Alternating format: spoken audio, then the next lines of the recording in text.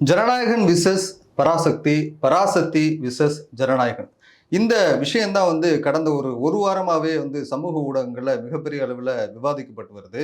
இந்த விஷயம் குறித்து பேசுவதற்காக நம்முடைய அரங்கிற்கு வந்திருப்பவர் மூத்த பத்திரிகையாளர் திரு தமிழா பாண்டியன் அவர்கள். சார் வணக்கம். வணக்கம் சார். ஜனநாயகன் படம் விஜய் நடிப்பில் 9ஆம் தேதி வெளியாகும்னு சொல்லியிருந்தாங்க. ஆனால் இன்ன வரைக்கும் அதுக்கான தணிக்கை அனுமதி சான்று வழங்கலை. இது என்ன நடக்குது? ரிலீஸ் ஆகாம ஆகாது? இந்த ஜனநாயகம் அரசியல் முக்கியத்துவம் வாய்ந்த திரைப்படமாக பார்க்கப்படுகிறது. இதில் ஜனநாயகம் இருக்கிறதா இல்லையா என்பது வேறு பிரச்சனை. திமுகவினுடைய கள்ளப்பணம் இதில் 500 கோடி ரூபாய் முதலீடு செய்யப்பட்டிருக்கு. இந்த ஆகாஷ் பாஸ்கர் உண்மையாகவே 500 கோடி ரூபாய் பிரட்டக்கூடிய ஒரு நபரா? இது ஒரு பெரிய கேள்விக்குறி. சிவகார்த்திகேயன் இமானுடைய மனைவியை அபகரித்து கொண்டார் குற்றச்சாட்டு.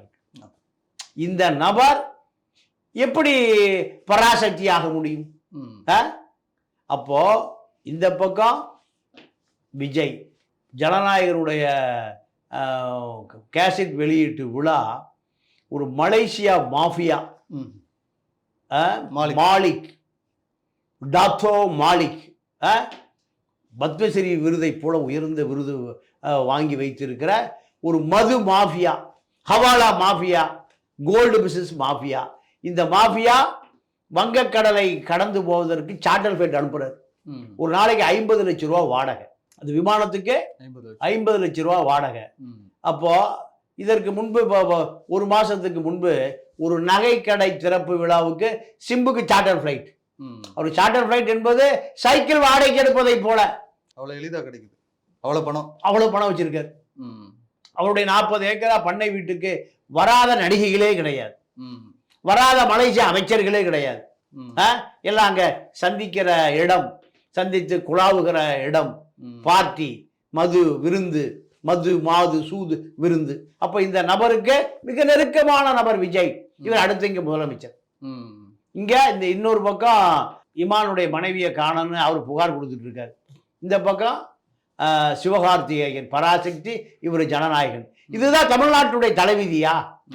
தமிழ்நாட்டுடைய தலைவிதி இங்கே கக்கன் வாழ்ந்த பூமி, காமராஜ் வாழ்ந்த பூமி, பெரியார் வாழ்ந்த பூமி. இவ்வளவு பேர் இன்னும் நமக்கு ஒரு பெரிய எடுத்துக்காட்டா ஐயா நல்லகன்னு வாழ்ந்த பூமி. வாழ்ந்துட்டு இருக்கு 101 வயசு. ஆங்கிலேயன் காலத்திலையும் சிறையில் அடி வாங்குறாரு. சுதந்திரம் வந்த பிறகு நேரு காங்கிரஸ் அரசிலையும் தலைமறை வாழ்க்கை. இப்படிப்பட்ட மனிதர்களெல்லாம் வாழ்கிற இந்த பூமியில கோடம்பாக்கம் களிசடைகள், கோடம்பாக்கம் கழிவறைகளை பத்தி தான் நீங்க 31 மில்லியன் 41 மில்லியன் என்னையா நடக்குது? அதான் எனக்கு அதுல ஒரு கேள்வி இருக்கு. இப்போ பொதுவாக ஒரு மக்கள் பிரச்சனை பத்தி தான் அரசியல் நகர்வு அதை நோக்கி தான் இருக்கும். இப்போ 2 சினிமாக்காகவே ஒட்டுமொத்த மாநிலமே ஒரு பெரிய கலவரத்தை கிளப்பிட்டு இருக்க மாதிரி, இங்கிட்டு ஒரு பக்கம் சிவகார்த்திகேயன் ஃபேன்ஸ், இங்கிட்டு ஒரு பக்கம் விஜய் ஃபேன்ஸ் அண்ட் தொண்டர்கள், இப்படி போயிட்டு இருக்கும்போது நம்ம அரசியலை சரியா நம்ம இது பண்ணலையோ, நகரத்திலையோ அடுத்த கட்டத்துக்குன்னு தோணுது. அதான் நீங்க அண்ணா என்னைக்கு துரோகம் பண்ணாரோ பெரியாருக்கு, அண்ணா எம்ஜிஆர் கொண்டு விட்டார், ஜெயலலிதா கொண்டு விட்டார், இப்ப திரிஷா கொண்டு விடுறாரு. இதுதான் பெரிய வித்தியாசம்லாம் இல்லை. எம்ஜிஆர் அண்ணாவை முதலமைச்சராக்கிய பாவத்திற்கு அதை கழுவிட்டார். எப்படி கழுவினார்னா இந்த மக்களை ஏமாத்தல, ஈழ போராட்டத்துக்கு கோடியா கொடுத்தார். அவர் பல கோடிகளை சம்பாதிச்சிருந்தால் அவருடைய ராமாவரம் தோட்டம் இருட்டா கிடக்கு. அவர் வாரிசோ இல்ல சொந்தமோ பந்தமோ ஒரு கார்பரேஷனோ இல்லை. அந்த மனிதன் மக்களுக்காக உழைத்தார், மறைந்தார், முடிந்தார். ஆனா அதற்கு பின்னால் வழிவந்தவர்கள் பூரா பல ஆயிரம் கோடி, பல லட்சம் கோடி, 500 கோடி ஆகாஷ் பாஸ்கருக்கு ஏது விசாரணை இல்லையே. விஜய்க்கு இந்த படம் 500 கோடி ரூபாய். ஒரு படம்னா 500 கோடி.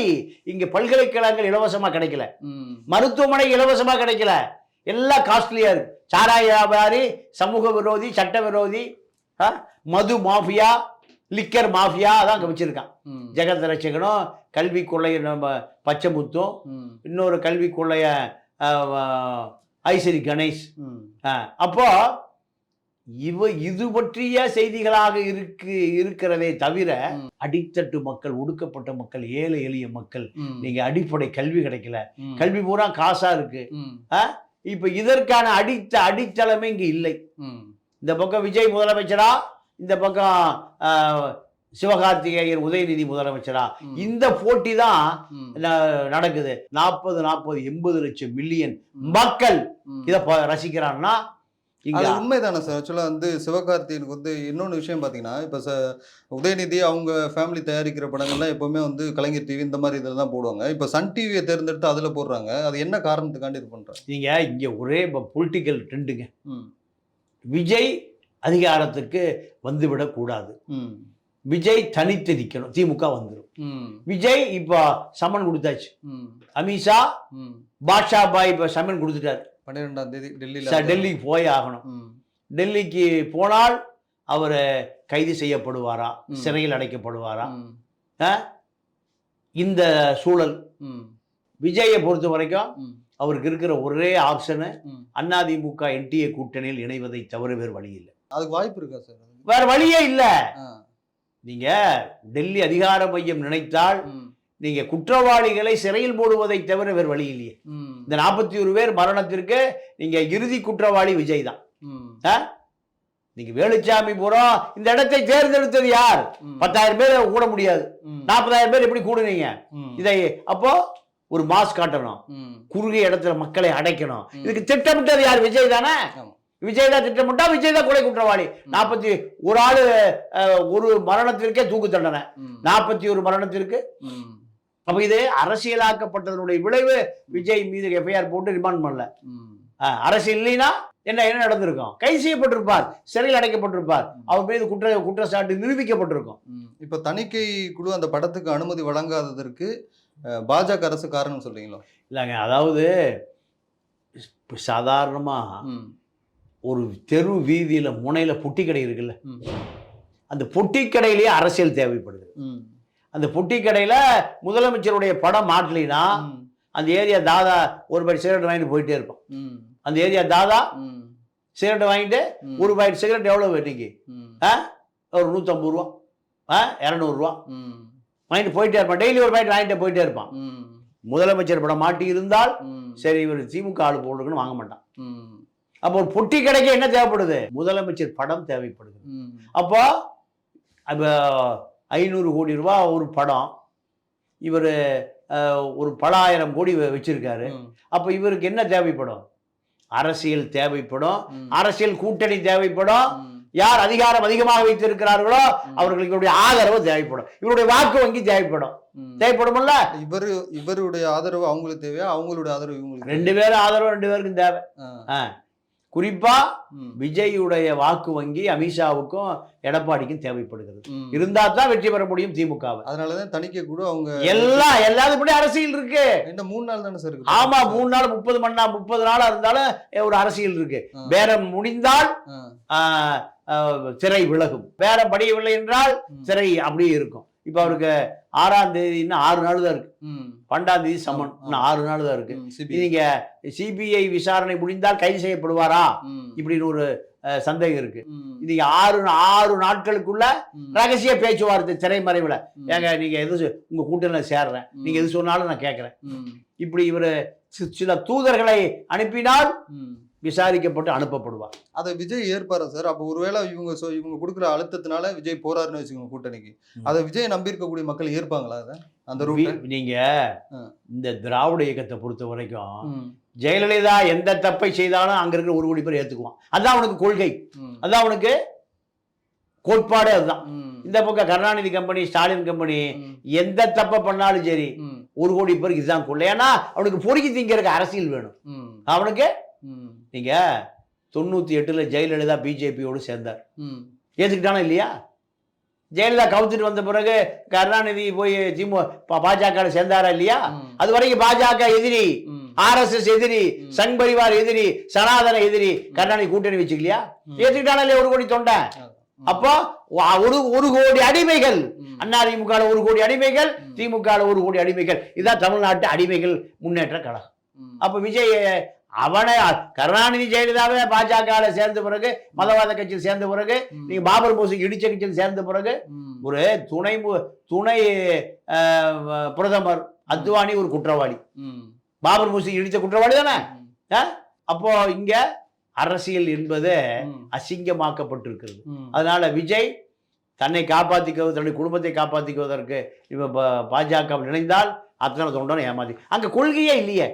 விஜய் என்ன கொள்கையை பார்த்து வர்றான்? கம்யூனிஸ்டா, இல்ல நக்சலைட்டா, இல்ல தமிழ் தேசியவாதியா, இல்ல இந்திய தேசியவாதி? என்ன வாத? விஜய் ஒரு கிளாமர், விஜய் ஒரு நீங்க சதை கவர்ச்சி, செக்ஸாலஜி, இதுதானே, வேற ஏதாவது இருக்கா? இந்த மாதிரி நம்ம ஒரு கருத்தை முன்வைக்கும் போது அவங்க சொல்ற ஒரு விஷயம், 200 கோடி 250 கோடி வருஷத்துக்கு விட்டுட்டு வர்றான். அதை விட்டுட்டு வரணும், ஒரு மனநிலை வேணும். அந்த மனநிலை எப்படி உருவாகுதுன்னா, மக்களுக்கு நான் சேவை செய்யணும் அப்படின்னு வரும்போது தான் அந்த மனநிலை உருவாகும். அப்படிப்பட்டவரை நம்ம மேல இந்த மாதிரியான ஒரு சாயங்கள் பூசுறது சரியான ஒரு கேள்வி வருது. இல்லைங்க, இங்க திருட வர்ற எல்லாருமே அப்படித்தாங்க சொல்றோம்.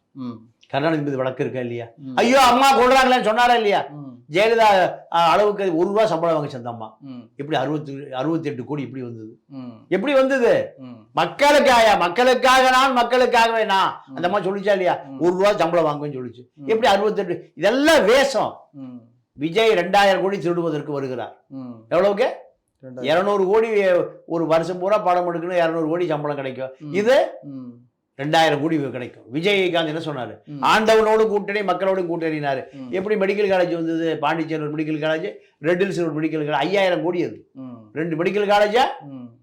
2000 கோடி, 2000 கோடி, 4000 கோடி, 5000 கோடி எப்படி வந்தது? ம். இதெல்லாம் வேஷம். சினிமாக்காரர் என்னைக்கா உண்மை பேசினான்? ம். எம்ஜிஆரை தவிர ம். என்னைக்கா சினிமாக்காரர் உண்மை பேசியிருக்கானா? மக்கள் சொத்தை கொள்ளையடிப்பதற்காக ம். என்ன பண்றான்? அரசியல் சாயம். இந்த முட்டாள் மக்கள் ம். காக்கா பிரியாணிக்கு ஓட்டு போடுறான், 500 ரூபாய்க்கு ஓட்டு போடுறான், ம். ஓல்டு பங்கு சாராயத்துக்கு ஓட்டு போடுறான். ம். இந்த மக்களை நீங்க 1500 ரூபாய் கொடுத்து டிக்கெட் வாங்கி பாக்குறானா இல்லையா? ம். விவசாயி ஒரு மூட்டை நெல் விளை வைக்கிறதுக்கு எத்தனை மாசம் ஆகுது? ம். 6 மாசம் ஆகுது. ம். 6 மாசம் ஆகுது. அவன் வயக்காட்டுல, சேத்துல, சகதியில ம். நாத்து நட்டு களை பறிச்சு அறுவடை செய்து ம். 1000 இவன் ஒரு படத்துக்கு 1500 ரூபாய் டிக்கெட் வாங்கி போய் பாக்குறானா இல்லையா? கண்டிப்பா. ஏன் திரிஷாவுடைய இடுப்புல, திரிஷாவுடைய தொப்புல பம்பரம் விடுறத பாக்குறானா இல்லையா? இந்த பையன் ம். விஜயகாந்த் விட்டாரா இல்லையா பம்பரம்? ம். சுகன்யா இடுப்பு தொப்புள்ள இந்த மாதிரி சின்ன கவுண்டர் படத்துல. சின்ன கவுண்டர் படத்துல இந்த மாதிரி அசிங்கம் பிடித்தவர்கள் எல்லாம் ம். இங்க பெரிய அதிகார மையத்துக்கு தலைவர்கள். அப்ப எப்படி இருக்கு இந்த நாடு? ம். அப்போ விஜய் 200 கோடியை விட்டுட்டு 2000 கோடி திருடுவதற்காக வருகிறார். அப்படித்தான் அதை எடுத்துக்கணும். இப்போ ஒரு அலிகேஷன் வச்சிங்க சார், இந்த மாதிரியான ஒரு தொப்புள்ள இது விடுறது, பம்பர் வர இது மாதிரி, இதை சினிமாவா பார்க்காம நம்ம வந்து அதுக்குள்ளே அரசியல் பாக்குறோமோ? அதை சொல்லி இவன் பூரா அதுதான் தலைவன் அங்கதானே கண்டுபிடிக்கிறான். ம். எங்க சினிமா தேட்டர் தான் தலைவனை கண்டுபிடிக்கிறான். அப்ப இன்னொரு கேள்வி, நல்ல கண்ட போய் முதலமைச்சரா இல்ல எம்பியா ஏத்துக்கலையே. ம். நல்ல கண்ணு நின்று தோத்து போறாரு எங்க கோயம்புத்தூர்ல. ம். சிபி ராதாகிருஷ்ணன் இப்ப குடியரசு துணைத் தலைவருக்கு ஜெயிக்கிறாரு, ம். சங்கி ஜெயிக்கிறாரு, ம். ஒரு கம்யூனிஸ்ட் தோக்குறாரு. அப்ப இவனுக்கு அரசியல் தெரிஞ்சுதான் அர்த்தம். ம். சங்கரையா தோக்குறாரு, ம். நல்ல கண்ணு இது வரதராஜன் தோக்குறாரு, ம். இல்ல அதுதான் சொல்றேன். ஜீவா தோக்குறாரு, காமராஜ் தோக்குறாரு. ம். காமராஜை விட ஒரு நல்ல உலகத்தக்கா உண்டா? ம். கல்லூரி மாணவன் சீனிவாசன் கிட்ட காமராஜ் விருதுகள் தோக்குறாரு. ம். பெரியார் 95 வயசு வரைக்கும் 2 சிறுநீரகம் போன பிறகு மூத்திர சட்டி கையில் எடுத்துட்டு போய் எதுக்கு முதலமைச்சராக போனாரா? ம். ரெட் ஜெயிண்ட் ஆருக்கு போனாரா? ம். இல்ல பராசக்தி படம் எடுக்க போனாரா? ம். எதுக்காக போனாரு? ம். மக்களுக்காக போனார். இது போன்ற தலைவர்கள் மக்களுக்காக போனார்கள். அதுதான் உண்மையை தவிர ம். இது போன்ற சினிமா களிச்சடைகள். ம். திரிஷாவோட கீர்த்தி சுரேஷ் கல்யாணத்துக்கு போனார் சார்ட்டர் ஃபிளைட்ல, பாத்தீங்களா? ம். அப்போ இவரை எப்படி மக்களுக்காக உழைக்கிறார்? மக்களுக்கு என்ன உழைச்சிருக்க? ம். அனிதாவை போய் BMW பென்ஸ் கார்ல போய் பார்த்தத மக்களுக்காக உழைச்சதா? ம். சொந்த திரைப்பட தொழிலாளிகளுடைய ம். வீட்டு பெண்கள், ம். கர்ப்பஸ்திரிகள் ம். குழந்தை பெறுவதற்கு, சுகப்பிரசவம் பெறுவதற்கு ஒரு இலவச மருத்துவமனை கட்டி கொடுத்தியா ம். விஜய்? ம். இல்ல இதை வந்து அவங்க என்ன கேட்பாங்கன்னா, இப்ப நம்ம இந்த கேள்வி முன்வைக்கும் போது, இது அரசாங்கம் செய்யணுமா இல்ல தனிநபரான விஜய் செய்யணுமா அப்படின்ட்டு கேள்வி இருக்கு. இல்லைங்க, தனிநபர் தான் அதெல்லாம் செய்யணும். ம். தனிநபர் தான். இல்ல அது இல்ல இருங்க. ம். எம்ஜிஆர் ஒரு ஆளை கேள்விப்பட்டிருக்கீங்களா? ம். எங்க திரும்பினாலும் என்ன இருக்கு? ம். காது கேளாதார் பள்ளி, கண்ணு தெரியாதார் பள்ளி, ம். எத்தனை பள்ளிக்கூடம் பாத்தீங்களா இல்லையா? ம். எம்ஜிஆர் என்ன பிறக்கும் போதே முதலமைச்சரா பிறந்தாரா? ம். பிறக்கும் போதே முதலமைச்சரா இல்ல. ம். தன்னுடைய சொத்துக்களை பூரா யாருக்கு கொடுத்தார்? ம். மக்களுக்கு கொடுத்தார். ம். அப்ப அரசாங்கம் தான் செய்யணும்னா எம்ஜிஆர் சென்னையில் இருக்கிற அத்தனை பள்ளிக்கூட இடங்களும் ம். எம்ஜிஆர் இலவசமா கொடுத்ததுதான். ம். அப்போ ம். எம்ஜிஆர் முட்டாளா? ம். மூளை இல்லாதாளா? 2 வருஷம் இப்பதான் வந்து கட்சி ஆரம்பிச்சு இப்பதான் முதல் எலெக்ஷன் இது பண்ண போறாரு. இதுக்குள்ளே எல்லாமே பண்ணிட முடியுமா? இப்பதான் அது திட்டமிடுறாரு அப்படிங்கிற ஒரு இது இருக்குல்ல. இல்லங்க, அடிப்படையாகவே இவர் ஒரு மோசடிக்காரன். ம். அடிப்படையாவே பல உதாரணங்களை சொல்லித்தான் சொல்றேன். நான் மோசடிக்காரன் எந்த ஆதார இவரு கத்தின்னு படம் எடுக்கிறார், 200 கோடி ரூபாய் சம்பளம். விவசாயிகளுடைய நிலத்தடி நீரை கொக்கா கோலா கம்பெனிக்காரன் உறிஞ்சிக்கிறான். இதுதான் கதை இல்லையா? அதை எடுத்து போராடுறாரு. அது படம் முடிச்சு வெளியே வந்த பிறகு 5 கோடி ரூபாய் சம்பளத்துல விளம்பர படத்துல என்ன எதுக்கு நடிக்கிறாரு? ஏன் கொக்கா கோலா குடிக்கு நடிக்கிறாரு? அப்ப நீ மோசடிக்காரன் தானே, நீ ஒரு திட்டமிட்ட மோசடிக்காரன். நீ உனக்கு என்ன தேவை? 5 கோடி ரூபாய் தேவை. விவசாயிகளை பத்தி உனக்கு எந்த அக்கறையும் இல்ல. உனக்கு நீங்க 41 பேர் இறந்துட்டான், நீ அங்க போயிருக்கணுமா இல்லையா? நீ அங்க போகலையே. காவல்துறை அதுக்கான அனுமதி, காவல்துறை கேட்டுதான் நீ திரிஷாவோட கோவாவுக்கு போனையா? காவல்துறை கேட்டுதான் கீர்த்தி சுரேஷ் கல்யாணத்துக்கு போனையா? இதெல்லாம் முண்டி சாக்கு. அது போயிருந்தா இன்னும் கொஞ்சம் பிரச்சனையா இருக்குன்றத. ஒரு நீ என்ன ட்ரம்பா இல்ல புட்டினா? யாரு நீ? ஒரு சினிமா கலிசட. இல்ல அவங்களுக்கு கூடாத கூட்டம் கூட இல்ல இல்ல. அதாவது சார் ஸ்டார் வேல்யூ இல்ல, ஸ்டார் வேல்யூ அப்போ வேல்யூன்னு ஒண்ணு அல்ல இல்ல அப்படிலாம் ஒண்ணு. எம்ஜிஆரோட வேல்யூவா உனக்கு? எம்ஜிஆர் தெருவில் நின்னாரா இல்லையா? மழை வெஞ்ச வேட்டியை மடிச்சு கட்டிட்டு வெள்ளத்துல நின்னாரா இல்லையா? எம்ஜிஆரோட நீ பெரிய தலைவனா? எம்ஜிஆர் கூடாத கூட்டமா? எம்ஜிஆர் சொன்னா இந்த நாடே கேட்டுத, அதை விட நீ பெரிய தலைவனா? ஒண்ணு இல்ல, சும்மா ஒரு பிரம்மையை ஏற்படுத்துவது. சில கள்ளலாற்றிய ஆதவ அர்ஜுனாவை போன்ற நபர்களை வைத்துக் கொண்டு ஒரு பிரம்மாண்டத்தை உருவாக்குவது. சார்ட்டர் ஃபிளைட்ல 5 கோடி ரூபாய் செலவு பண்ணி எங்க அந்த மாஃபியா மலேசியாவில் நடத்தின மாலிக் ஆடியோ லஞ்சுக்கு போயிட்டு வந்த என்ன பிரயோஜனம் மக்களுக்கு? இல்ல அது ஒரு கேள்வி. சரி, ஏன் தமிழ்நாட்டுல வைக்காம ஏன் அங்க மலேசியால வைக்கிறதுக்கான காரணம் என்ன? என்ன ஏன் மலேசியாவுனா, மலேசியாவில் மாலிக்க கள்ளப்பணத்தை நல்ல பணம் ஆக்க வேண்டிய தேவை இருக்கு. இங்க என்ன எத்தனை ஸ்டேடியம் இருக்கு இங்க? இருக்கா இல்லையா? இல்ல இவங்க தாவேக தரப்புல என்ன சொல்றாங்கன்னா, இங்க பாதுகாப்பு குறைபாடு இருக்கு. அப்ப நீ அரசியல மலேசியால வச்சுக்கணும். இல்லங்க, நீ இந்த மக்களுக்கான தலைவன் தானே, இந்த மக்களுக்கான தலைவன் தானே, நீ எங்க வச்சுக்கணும்? மக்கள் எங்க இருக்கா? எங்களுக்கு இங்க பாதுகாப்பு கொடுக்கல. அப்ப நீ இப்ப உனக்கு பாதுகாப்பு இல்லாம எப்படி பனையூர்ல அரசியல் பண்ற? பனையூர் எப்படி அரசியல் பண்ற? உனக்கு பாதுகாப்பு இல்லைன்னா உன்னுடைய கதி என்ன? 35 கிலோ பாடியை வச்சுட்டு என்ன கதி? அப்ப இந்த மக்கள் உனக்கு பாதுகாப்பு தர மாட்டானா? இந்த மக்கள் உனக்கு தேவை இல்லையா? எத்தனை பேர் மலேசியாவுக்கு வர முடியும்? எத்தனை பேர் பாஸ்போர்ட் எடுத்துட்டு விசா எடுத்துட்டு பிளைட் டிக்கெட் எத்தனை பேர் மலேசியா வர முடியும்? அப்போ நீ யாரு? மேட்டுக்குடிக்கான ஆள், உயர் பணக்காரனுக்கான ஆள், ஏழைப்பாளையக்கு தான் வந்து பார்த்துருப்பானா? அப்போ ஏழைப்பாளையெல்லாம் வரவே கூடாது. நசுக்கி சாவறதுக்காகவே பிறக்கப்பட்டவன் தான் ஏழைப்பாளை. நீ உன்னை பொறுத்த வரைக்கும் ஒரு காஸ்ட்லி சினிமா நடிகை, காஸ்ட்லி சினிமா நடிகன். நீ சாதாரண மக்களுக்கு உனக்கு தொடர்பே இல்லை. அவன் 500 ரூபாய்க்கு ஓட்டு போடுவான், குவார்டருக்கு ஓட்டு போடுவான். ஒருத்தி சொல்றான் கல்யாணம் ஆயிருச்சு, நான் விஜய் தான் லவ் பண்றேங்கிறான். இந்த மாதிரி கலிசடை கூட்டத்துக்கான தலைவனி. நீ உண்மையான மக்கள் தலைவன் அல்ல, நீ நல்ல கண்ணு அல்ல, நீ பெரியார் அல்ல, கக்கன் அல்ல, காமராஜர் அல்ல, ஜீவா அல்ல, நீ ஒரு கலிசடை தலைவன். இப்போ இந்த 2 படத்தை பத்தி பேசும்போது ஒரு விஷயத்தை நம்ம குறிப்பிட வேண்டியிருக்கு சார். ஜனநாயகன் படத்துல பாத்தீங்கன்னா வந்து தமிழ்நாட்டுடைய அரசியலை சொல்ற மாதிரி அவங்க கதையை வடிவமைச்சிருக்காங்க. இந்த சைடு பாத்தீங்கன்னா பராசக்தி பாத்தீங்கன்னா இந்திய எதிர்ப்பு 1960 சம்திங்ல வந்து நடந்த ஒரு இந்திய எதிர்ப்பை பத்தி அதை சொல்றாங்க. இப்போ வந்து தமிழ்நாட்டுல வந்து இப்ப திமுகனாவே இந்திய எதிர்ப்பை தேர்தல் நேரத்துல கையெடுத்துருவாங்க, இதை சொல்லிதான் அவங்க ஓட்டு வாங்குறாங்கன்னு ஒரு விமர்சனம் இருக்கு.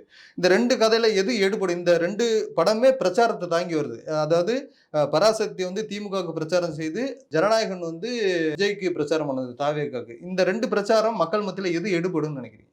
இந்தி பிரச்சாரம் தான் எடுபடும். ஏன்னா இந்திக்காக மாணவர்கள் பல பேர் உயிரை விட்டுருக்காங்க. அன்றைய காங்கிரஸ் அரசு, பக்தவச்சலம் அரசு பல பேர் சுட்டு கொண்டு இருக்கு. இப்ப அந்த காங்கிரஸ் அதான் அந்த காங்கிரஸோடு திமுக இன்னைக்கு கூட்டணி வச்சிருக்கு. திமுக இதை அரசியலுக்காக பயன்படுத்தி கொண்டது. திமுக இந்தி போராட்டத்தை நாற்காலியை அமர்வதற்காக அண்ணா பயன்படுத்தி கொண்டார். அதோடு இந்த அரசுக்கு இந்திக்கு எதிரான போராட்டமே இல்லை. முத்துக்குமார் பதிவு பண்ணியிருக்காங்க, மாணவர்கள் போராடக்கூடாதுன்னு கருணாநிதி அப்போ ஒரு ஜியோ போட்டான். மாணவர்கள் போராடக்கூடாது, மாணவர்கள் போராட்டம் தொடர்ந்து நடந்தால் இந்த ஆட்சி அம்பலப்படுத்தப்படும், திமுக ஆட்சி கவிழ்க்கப்படும். அதுக்கு பிறகு விவசாயிகள் போராட்டம் வருது. கருணாநிதி திமுக அரசு எத்தனை பேரை சுட்டு கொண்டுச்சு? விவசாயிகள் மின்சார கட்டணத்தை குறைங்கன்னு போராடினான். இதுக்கு இதே கருணாநிதி அரசு எத்தனை பேரை சுட்டு கொண்டுச்சு? கீழ்வெண்மணி கொலை திமுக தான் காரணம். ஆட்சிக்கு வருவதற்கு கருணாநிதிக்கு 11 லட்சம் ரூபாய பண்ணையார்கள் பூண்டி வாண்டையார்களும் வடபாதிமங்கலம் ஐயர்களும் யாருக்கு கொடுத்தான்? திமுகவுக்கு 11 லட்சம் கொடுத்து கம்யூனிஸ்ட்களை ஒழிச்சிருங்கன்னா கம்யூனிஸ்ட் தான் அந்த கேள்வன் பண்ணி தீ வைத்து கொளுத்தப்பட்டது. இப்படியான போராட்டங்களை அடக்குவதற்காக கருணாநிதி கும்பல் செய்த அட்டூழியங்கள், பல அட்டூழியங்கள்.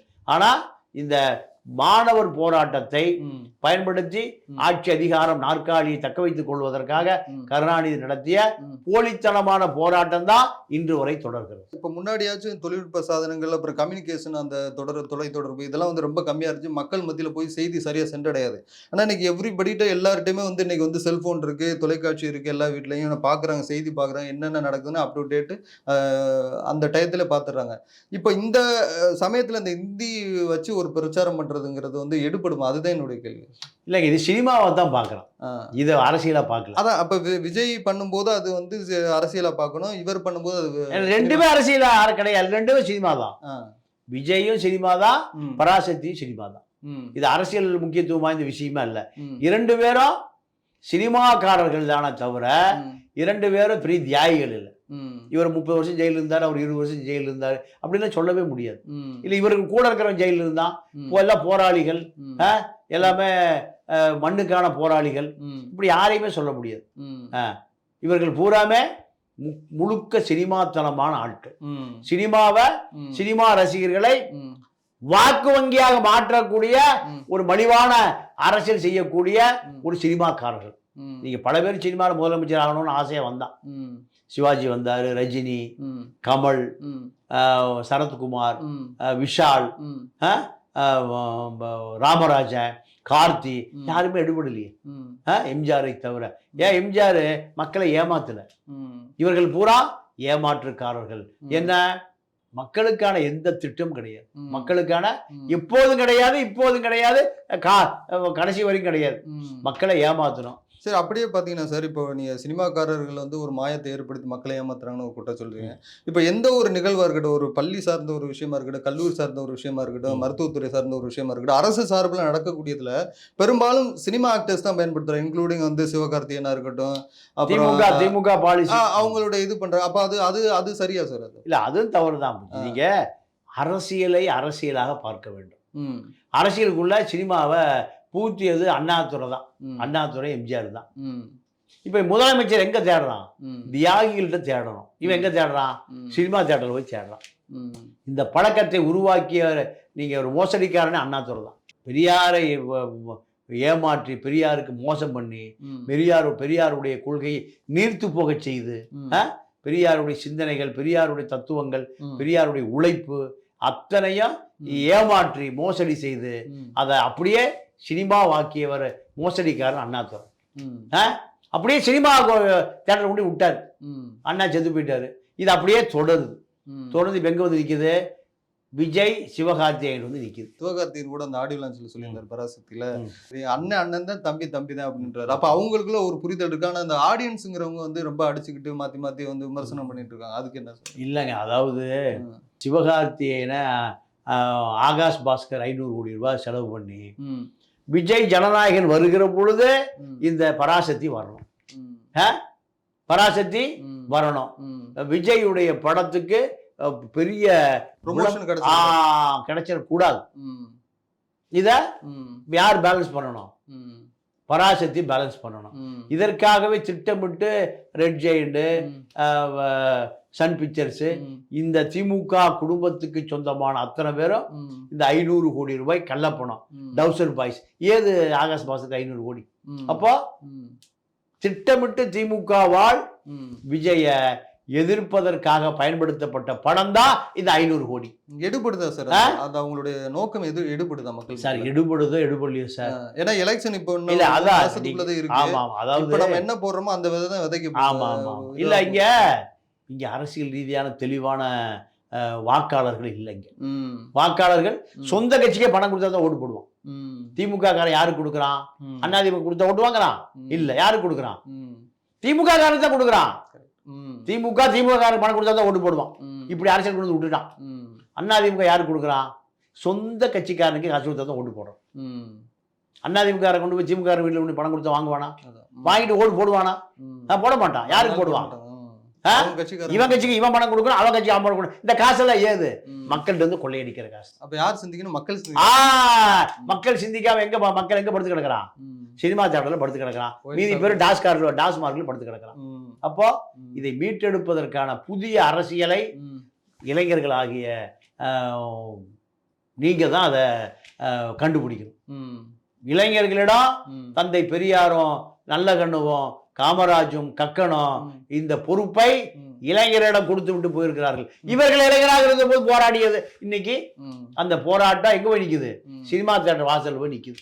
இது இவர்களுடைய தலை விதியை தீர்மானிக்கக்கூடிய சக்திகளாக இந்த இளைஞர்கள் மாற வேண்டும். இந்த இளைஞர்கள் தான் இன்னைக்கு காயடிக்கப்படுகிறார்கள். ஏன் செத்து போன 41 பேர் யாரு? இளைஞர்கள் தான். 40,000 பேர் வந்து சேர்ந்தா யாரு? இளைஞர்கள் தான். சதை கவர்ச்சி, நீங்க அதுல ஒரு பாலியல் வக்கிரமங்கள், திரிஷாவோட பாலின உணர்வை தூண்டுகிற அளவில் உடலை அசைத்து நளினங்களோடு நடனமாடுவதை பார்த்து ரசிக்கிறான். ஆண் என்ன பண்றான்? திரிஷாவை ரசிக்கிறான். பெண் என்ன பண்றா? விஜய் ரசிக்கிறான். இதுதானே சினிமா. இதை தாண்டி வேற என்ன இருக்கு? ரஜினி படமே, ஜெயிலர் படமே தமனாவுடைய காவால பாட்டு தான் ஓடுது. அந்த இடுப்புல கட்டி இருக்கிற துணி எப்படா அவுந்து விடுன்னு ரசிகன் பாக்குறான். அரைகுடை ஆடை, முக்கா பாவாடை. அப்போ இதுதானே சினிமா. இது ஏதாவது கருத்தை எடுத்துட்டு வீட்டுக்கு போக முடியுமா? இது சமூகத்துக்கு ஏதாவது பயன்படுமா? எவ்வளவு பிரச்சனை சமூகத்துல. அது இன்னொரு விஷயம் சார். இப்போ நான் இதை தழுவி அப்படி வந்தேன்னா, இப்போ பார்த்தீங்கன்னா வந்து இப்போ எலெக்ஷன் வர்ற சமயத்தில் வந்து இப்போ வந்து பழைய ஓய்வூதியம் வந்துலாம் அறிவிச்சிருக்கிறாங்க. இதெல்லாம் வந்து திமுக வந்து சமீப காலமாக விஜயுடைய வருகைக்கு பின்னாடி வந்து திமுக வந்து கொஞ்சம் பலவீனம் அடைஞ்சிருச்சு. அதனால அவர் வந்து பல்வேறு திட்டங்களை வந்து இப்போ அது நிர்பந்தத்தின் அடிப்படையில் இப்போ சொல்லிட்டு இருக்காரு, அறிவிச்சிட்டு இருக்காரு அப்படின்னு ஒரு விமர்சனம் இருக்கு, கருத்து இருக்கு. அதை எப்படி? உண்மைதான். ஏன்னா இப்போ ஓய்வூதிய திட்டம் என்ன நடந்ததுன்னா 10% ஊழியர்களுடைய சம்பள பணம் வங்கியில பிடிப்பான். அரசு 10% கொடுக்கும், 20%. அவன் ஓய்வு வருகிற போது அவனுக்கு 30 லட்சமா 40 லட்சமா 10% இது 20% கொடுத்துருவான். அவன் ஓய்வு விட்டு பிள்ளை கல்யாணம் பண்ணுவான், மகனை கல்யாணம் பண்ணுவான், பள்ளிக்கூடம் எப்படி அவன் செலவு பண்ணுவான். இப்ப அது கிடையாது. இதை போராடிய பிறகு இந்த 10% இவன் கட்டிய அந்த 10% எடுத்து அவனுக்கு ஓய்வூதியமா கொடுக்க போறான். இது என்ன? அவன் காசு எடுத்து அவனுக்கே ஓய்வூதியம். அரசு என்ன செய்ய போகிறது? 5 லட்சம் கோடி கடன் வாங்கியிருக்கு. 35 அமைச்சர் வீடுகள் 5 லட்சம் கோடி இருக்கு. ஜி ஸ்கொயர் 5 லட்சம் கோடி வச்சிருக்கான். எங்க திரும்பினாலும் ஜி ஸ்கொயர். எப்படி இத்தனை கோடி இந்த பணம் வந்தது? திருப்பூர்ல இருந்து தப்பி ஓடி வந்த ராமஜெயம் ஜி ஸ்கொயர் பாலாவா மாறி 5 லட்சம் கோடி எப்படி வந்தது? அமித்ஷாக்கு தெரியாதா? எல்லாத்துக்கும் தெரியும். எல்லாமே திருடர்கள். அத்தனை பேரும் கூட்டு களவாணிகள். அப்போ நீங்க ஒரு கொடுமை என்னன்னா, ஒரு மாணவன், தாய் இல்லாத மாணவனுக்கு அரசு 75,000 ரூபாய் டெபாசிட் போடுது. தாய் இல்லைன்னா 75,000. தாய் இருந்து தந்தை இல்லைன்னா அதே 75,000. ஆனால் 2 பேர் இல்லைன்னா ஒண்ணு இல்லை. எப்படி சட்டம்? ஐஏஎஸ் அதிகாரிகள் மூடர்கள், முட்டாள்கள் 5 லட்சம் கோடி திருடுவதற்கு அமைச்சர்களுக்கு வழிகாட்டி, கோப்பில் கையெழுத்து போட்டு கோப்பை ஏமாற்றி அரசு பணத்தை அப்படியே எடுத்து திருடி 10% திருடிட்டு கொடுக்கிற ஐஏஎஸ் அதிகாரிகள் தான் இதையும் போடுறான். அப்ப அந்த மாணவனுக்கு அப்பாவில் அம்மாவில்லைன்னா அவன் அரசு உதவி வருவதற்கு தகுதி இல்லாதவன். அப்போ திட்டம் எப்படி இருக்குன்னு பாரு. அதே சார். இப்போ நீங்கள் இந்த இடத்த சொல்ல வரும்போது ஒரு பக்கம் வந்து படித்தவங்க, ஜாக்டோஜி எல்லாம் வந்து படித்தவங்க, அது பொது அறிவு உள்ளவங்க. இன்னொரு பக்கம் பார்த்தீங்கன்னா துப்புரவு பணியாளர் போராட்டம் பண்ணிட்டு இருக்காங்க. அவங்களுக்கான என்ன ஒரு சரியான இதுவும் இன்ன வரைக்குமே அவங்களுக்கு இது பண்ணலையா? அதாவதுங்க, சதக் ஜலால் 700 கோடி ரூபாய்க்கு உப்பீஸ் நிறுவனத்தில் குப்பை எழுதுகிற ஒப்பந்தக்காரன். எவ்வளவு? 700 கோடி ரூபாய். இந்த 700 கோடி ரூபாய் 7,000 கோடியா மாறுது. ஒரு சைபர் சேர்க்குது. இதை சேற்றியவர் நீங்க மன்னிக்க முடியாத பெருங்குற்றவாளி வேலுமணி. வேலுமணி தம்பி செந்திலும் சதக் ஜலாலும் துபாயில கோல்டு மார்க்கெட்டை கண்ட்ரோல் பண்றான். 250 வழக்கு நிலுவையில் இருக்கு இன்னைக்கு வரைக்கும். திமுக அவரை காப்பாத்துது. யார? வேலுமணிய. அறப்போரை ஜெயராம 250 கேஸை போட்டு நிலுவையில் வச்சிருக்காரு. லஞ்ச ஒழிப்புத்துறை அந்த வழக்கை நடத்தவே மாட்டாங்க. ஏன்? நீங்க வேலுமணியிடம் திமுக எவ்வளவு கையூட்டு பெற்றுச்சு, எவ்வளவு மாப்பிளை வாங்கினார். பல ஆயிரம் கோடி வாங்கியிருக்காரு. வாங்கலீங்கன்னா ஏன் வழக்கு நடத்தல? வழக்கையா நீந்து போக வைக்கிறீங்க? இப்போ நியாயமான கேள்வி இருக்கு இல்லையா? அப்போ திமுக ஊழலை அதிமுக மறைக்குது, அதிமுக ஊழலை திமுக மறைக்குது. இதுதான் திராவிட இயக்கம், இதுதான் திராவிட மாடல், இதுதான் திராவிட பானம். சாராயம் பூரா திராவிட பானம். 50 சாராய ஃபேக்டரி இருக்கு, 50,000 கோடிக்கு வியாபாரம். குடிக்கிறவன் பூரா யாரு? 1 கோடி பேர் தூங்கி நேரம் சாராய கடைக்கு போறான். குடல் குண்டாமணி கல்லீரல் கணையமெல்லாம் அரிச்சு செத்து போறான். இளம் விதவைகள் 50 வயசுக்கு ஆனவனுக்கு அதிகமா இருக்கிற நாடு தமிழ்நாடு தான். அப்ப இதெல்லாம் யார் கேட்பது? விஜய் சிவகார்த்திகேயன் கேட்பாங்களா? இப்படி தமிழ்நாடு அப்ப உங்களுக்கு துப்புரவு தொழிலாளருக்கு ஒரு சொல்யூஷன் வராது, எதுவுமே வராது. தூய்மையான அரசியலுங்கிறது தூய்மை பணியாளர்களுக்கு இல்லங்க. இத நீங்க சதக் ஜலால்கிட்ட கொடுத்துட்டு அவங்களோட 1000 கோடி 2000 கோடி கமிஷன் வாங்கிக்கிறான். இந்த துப்புரவு பணியார் பணம் கொடுப்பானா? இவனுக்கு 500 ரூபா கொடுத்தா போதும், குவார்டர் கொடுத்தா போதும், ஓட்டு போட்டுருவோம். காக்கா பிரியாணி கொடுத்தா ஓட்டு போட்டுருவோம். சதக் ஜலால துபாய் போனா ரிசீவ் பண்றாரு, 1000 கோடி அந்த பேங்க்ல போட்டுறாரு, துபாய் பேங்க்ல போட்டுறாரு, சிங்கப்பூர் பேங்க்ல போட்டுறாரு. அப்ப இதெல்லாம் மக்களுக்கு இதை மக்கள் யோசிக்கணுமா? இல்ல மக்கள்கிட்ட கொண்டு போய் சேராமல் இந்த ஊடகங்கள் தடுக்குது. அரசு விளம்பரம் 1000 கோடி விளம்பரம் வாங்கிக்கிறான். இதுல வந்து பாத்தீங்கன்னா சார், அவங்களுடைய பிரதிநிதியை இப்போ அந்த தூய்மை பணியாளர்களுடைய பிரதிநிதியா சொல்லக்கூடிய திருமாவளவன் போன்ற தலைவர்கள் கூட அது வந்து குலத்தொழிலா மாறிடும். கொஞ்ச நாளைக்கு முன்னாடி நீங்க கூட கேள்விப்பட்டிருப்பேன், அந்த மாதிரி ஒரு கருத்து சொல்லியிருந்தாரு. குலத்தொழிலா மாறிடும், அதனால வந்து நீங்க கவர்மெண்ட் ஜாப்லாம் அதை எதிர்பார்க்காதீங்கன்னா இது சரியான ஸ்டேட்மெண்டா இருக்கும்னு இல்ல அவரை பொறுத்த வரைக்கும் திமுகவை தூக்கி பிடிக்க வேண்டிய தேவைக்கு அவர் வந்துட்டாரு. அவர் திமுகவை எதிர்த்தால் சிறுத்தைக்குள் வந்து ஒரு திருமாவளவன் திமுக உருவாக்கிடும்.